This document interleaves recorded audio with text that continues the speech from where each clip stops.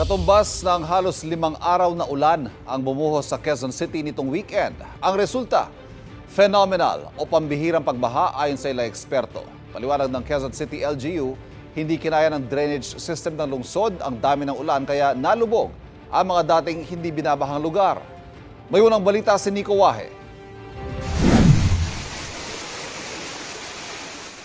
Nang biglang umulan sa Quezon City, rumagasa ang baha sa ilang bahagi ng Barangay San Vicente sa Diliman. Pinasok ng tubig ang ilang bahay. Hanggang baywang ang baha sa ilang lugar.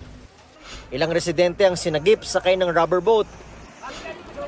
Sa Barangay Loyola Heights, hanggang baywang ang baha sa Marytown, kaya nagtulong-tulong sa paglikas sa mga residente. Ang mga lugar na ito, malapit lang sa University of the Philippines. Ang UP Diliman nga hindi nakaligtas sa baha. Ang malagubat na pamosong lagoon ng campus naging totoong lawa ng bahain. Baha rin maging ang mga kalsada sa paligid ng universidad tulad ng Katipunan Avenue. Ang Commonwealth Avenue naparalisa ng baha. Bigat ang trapiko. Lumutang ang ilang kagamitan at basura. Nagmistulang ilog ng kalsada sa bahagi ng Quezon Memorial Circle. Gayon din sa ilang bahagi ng EDSA. Ang bus na ito sa may EDSA busway bandang Quezon Avenue, pinasok ng baha. Mula EDSA, tanawang maladagat na sitwasyon sa bahagi ng Mother Ignacia at Summer Avenue. Tila umaalo ng tubig habang mabilis na tumataas ang baha. Sa lalim ng baha, bubong na lang ang kita sa pickup na ito. Nalubog din ang isang utility van. Sa taas ng tubig, kalahati ng street sign ng lubog. May sasakyan ding lumutang sa gitna ng baha sa Viluna. Sa Barangay Katipunan, abot dibdib ng baha at kinailangan ng gumamit ng bangka ng mga residente. Sa G. Araneta Avenue, maraming sasakyan ang nalubog sa baha. Ang ilang stranded sa ibabaw ng mga sasakyan naghintay ng paghupa ng baha. May mga sumakay naman sa bangka para makatawid. Sa time-lapse CCTV video na ito sa Barangay Talayan Riverside, kita ang mabilis na pagtaas ng baha. Sa loob lamang na mahigit 30 minuto, pinasok na ng tubig ang bahay. Paghupa ng baha, samot-saring basura naman ang naiwan sa bahagi ng West Riverside Street sa Barangay San Antonio, pero kalaunay nilinis din ng LGU. Ang mga mataas at biglaang pagbaha sa 36 na barangay sa Quezon City, phenomenal o pambihira ayon sa UP Resilience Institute at UP NOAA Center. Batay sa datos ng Pag-asa Science Garden, umabot sa 141 mm ang dami ng ulan. Pinakamarami bandang alas 2 hanggang alas 3 ng hapon na nagbagsak ng 96.6 mm ng tubig.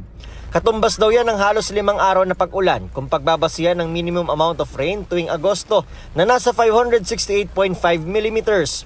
Mas mataas din sa peak hour ng Bagyong Ondoy noong 2009 na 92 mm lang.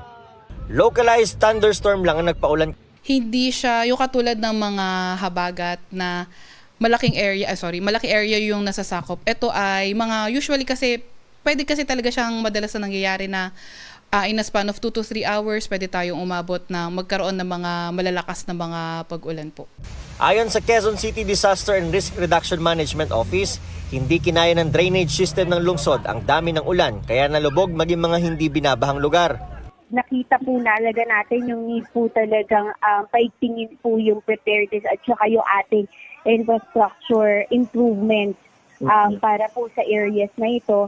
Ongoing daw ang pagkumpleto nila sa kanilang drainage system na dinisenyo ng UP Resilience Institute.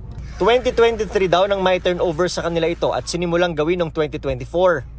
Sa Tandang Sora, may basketball court na ang nasa ilalim ay isa sa mahigit 160 detention basins na ginagawa ng LGU na kabilang sa Drainage Master Plan. Ito yung itsura ng ilalim ng basketball court na tatawaging Tandang Sora Detention Basin o kasama doon sa nasa 160 plus na detention basin na ginagawa nitong LGU ng Quezon City na kabilang doon sa kanilang Drainage Master Plan para maiwasan na nga yung mga pagbaha sa Quezon City kahit saglit lang yung mga pag-ulan. Ang tubig na kaya nitong i-hold bago pakawalan, katumbas ng 1.2 million liters ng tubig o kalahating Olympic-sized swimming pool. Hindi pa raw maibigay ng Quezon City kung kailan matatapos ang proyekto dahil may mga hinihintay pang pondo. Ayon sa UP Resilience Institute, may ilang mga syudad na rin daw na nagpapatulong sa kanilang gumawa ng Drainage Master Plan. Pero anila, dapat konektado ang mga drainage system ng mga lungsod.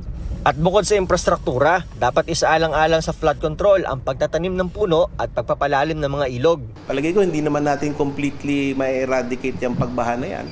But we can adapt, we can lessen it, and make it tolerable so that we can live with nature.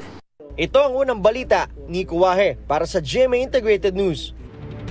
Kapuso, huwag magpapahuli sa latest news and updates. Mag-iuna ka sa balita at mag-subscribe sa YouTube channel ng GMA Integrated News.